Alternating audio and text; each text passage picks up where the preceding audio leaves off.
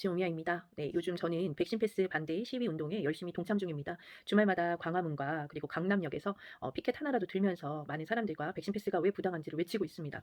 자, 제가 오늘 영상을 킨 이유는요. 오늘은 사실 시위에 이 시간에 있었어야 되는데 개인적인 사정이 생겨서 참여를 못했어요. 괜히 미안하더라고요. 그래서 영상이라도 하나 찍어서 의견을 남기고 싶다라고 해서 카메라를 켰습니다.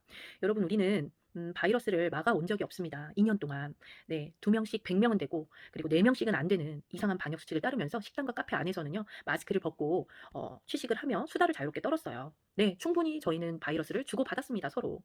바이러스를 막은 적이 없는데 우리는 바이러스 속에서 충분히 노출이 되었고, 그리고 그 결과 무증상 확진자와 경증자가 95%가 넘어가는 그런 코로나임을 알게 되었습니다.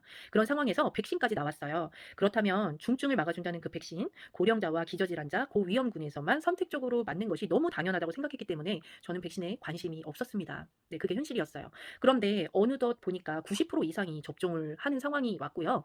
그럼에도 불구하고 백신 패스라는 것을 통해서 나머지 미접종자들과 그다음에 또 추가 접종까지를 시키겠다는 그런 정부 정책을 보면서 이것은 정말 부당하다는 입장에 이르렀습니다. 다양한 논문들을 살펴보면요. 정부 측 입장은 충분히 이제 언론에서 보도를 해주기 때문에 저는 그와 반대되는 이왕재 교수님이라든지 의료연합회 쪽에서 제시하는 논문이라든지 또 해외 논문들을 또 번역해 놓은 것들을 살펴보면서 이 자연 면역에 대한 중요성과 그리고 코로나 바이러스의 특징에 대해서 알게 되었습니다. 자연 면역자, 아까 얘기했잖아요. 2년간 충분히 코로나에 노출이 된 우리들은요. 지금까지 멀쩡하다면 아무래도 자연 면역을 형성했을 확률이 더 높지 않을까 희망해 봅니다. 그렇지 않다 하더라도 백신을 강제를 한 결과 지금 돌파 감염, 그러니까 재감염률이 자연 면역자보다 6배가 더 높다는 그런 통계를 또 볼 수 있었습니다. 여러분들, 감염력의 차이가 없다는 얘기죠. 어쨌거나 백신을 맞으면 중증을 줄일 수는 있지만 감염을 시키는 부분, 전파하는 부분에 있어서는 접종을 했건 안 했건 상관이 없다라는 결론에 이르게 되었습니다. 그런데 왜 백신 패스를 접종 여부로 차이를 두고 있느냐? 전혀 논리적으로 이해가 가지 않는 부분이죠. 이 부분을 질병청에다가 문의를 해도 입증을 못하고 있습니다. 미접종자가 훨씬 많은 전염력을 가지고 있다는 것은 그 어떠한 근거도 자료도 준비되어 있지 않다라고 하면서 왜 주 언론에서는 미접종자를 원인균처럼 이야기를 하고 있는지 모르겠습니다. 여러분들, 저희 디베이트 정신으로 봤을 때 디베이트를 할 때요. 다양한 기사들을 근거로 드는 경우가 있죠. 그런데 그 기사는요. 잘 살펴보셔야 될 게, 통계 같은 경우는 모수를 잘 보셔야 되고요. 그리고 기사 제목 같은 경우는요. 예를 들면 이번에 이렇게 나왔더라고요. 미접종자가 코로나 사망자의 56%라는 거예요.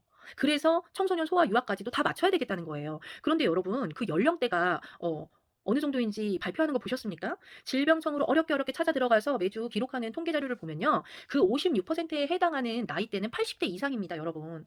네, 60대부터 있기는 하지만 80대 이상이 가장 많아요. 그 미접종자들을 말하는 겁니다. 그렇다면 그 80대 이상의 미접종자들이 중증으로 가니까 거의 무증상이나 경증인 그 밑에 있는 사람들을 백신을 맞추겠다? 중증을 줄여주기 위해서? 이게 무슨 논리입니까?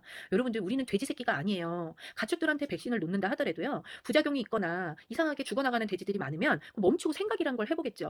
그런데 인간들한테 mRNA 백신 처음 시도하는 이런 임상적인 백신을 맞추면서 강제성을 띈다는 것은 정말 충격적인 일입니다. 이것이 정책적으로 가능하다는 것 자체가 저는 너무 충격이고요. 이것을 허용하는 국민들에게 있어서도 굉장히 문제의식을 느끼고 있어요. 그래서 여러분들, 우리 돼지 새끼 아니잖아요. 이제 백신 그만 맞자고요. 불필요한 사람들은 안 맞았으면 좋겠어요.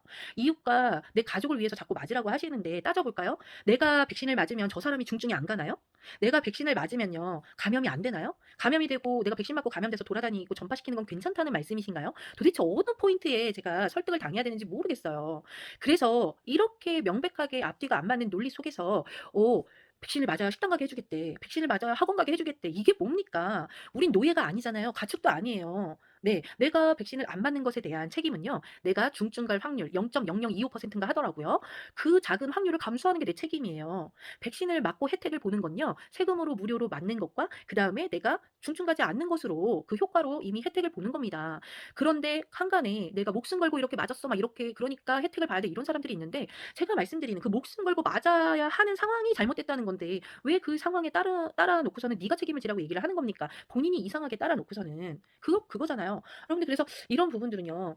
선택과 책임의 문제를 굉장히 잘못 생각하고 있더라고요. 내가 선택한 거에 대해서 책임을 지는 건 기본 인권을 침해당하고 억압당하는 게 책임이 아니에요. 내가 중증 가는 것을 감수하는 게 책임이에요. 여러분들, 헷갈리시면 안 돼요. 그래서 논리를 강의하는 제 입장에서는, 그러니까 우리 학생들은 너무 잘 알아요, 이 문제점들을. 조지 오웰의 동물농장 1984 다 읽었고요. 그리고 예루살렘의 아이만이라는 것을 통해서 악의 평범성이 뭔지도 알고 있습니다. 우리 중학생들이. 어른들만 정신을 바꾸시면 돼요. 깨어나시면 돼요. 네. 백신은 선택이어야 해요. 당연한 겁니다. 당연히 내 거였던 것을 언제부터 허락받고 증명서를 보이면서 다녔습니까? 자유를 구걸하면서? 우린 그런 삶을 살아본 적이 없어요. 그만큼 코로나 바이러스가 지독하고 위독하느냐? 그게 아니라고 앞에서 말씀드렸잖아요. 2년 동안 우린 충분히 코로나 바이러스에 노출되어 왔고 충분히 그 변이 바이러스는 변이를 거듭하면서 치명률을 낮춰왔고요. 우리는 그거에 따라서 다양한 면역력을 얻어왔다고 생각을 합니다. 그 상황에서 계속 백신을 추가로 맞추겠다고 추가 백신을 구입하는 것도 세금 낭비고 필요 없는 사람들이 계속 백신을 맞음으로써 쓸데없는 부작용과 사망 확률을 감수하는 것조차 사회적 비용이라고 생각합니다. 여러분들 우리 냉정해지자고요. 네.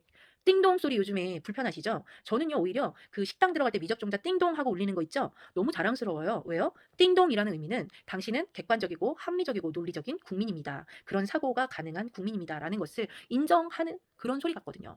그래서 여러분들이 저는 앞으로도 식당과 카페 지금 법정으로도 많이 다투고 있지만 다양한 곳에서 띵동 소리가 더욱더 많이 울려야 정상 대한민국으로 갈 수 있다고 저는 생각을 합니다. 띵동 소리가 두려워서 백신을 맞는 것이 아니라 띵동 소리가 더 많아질 수 있는 그런 깨어있는 정상적인 사고를 하는 그런 사회가 되기를 바라면서 네, 이 영상 마무리하겠습니다. 지금도 시위 현장에서 고생하시는 분들 화이팅 하시라고 길지만 주저리 떠들어 봤습니다. 네, 화이팅 하십시오. 다음 주에는 다시 참여하겠습니다.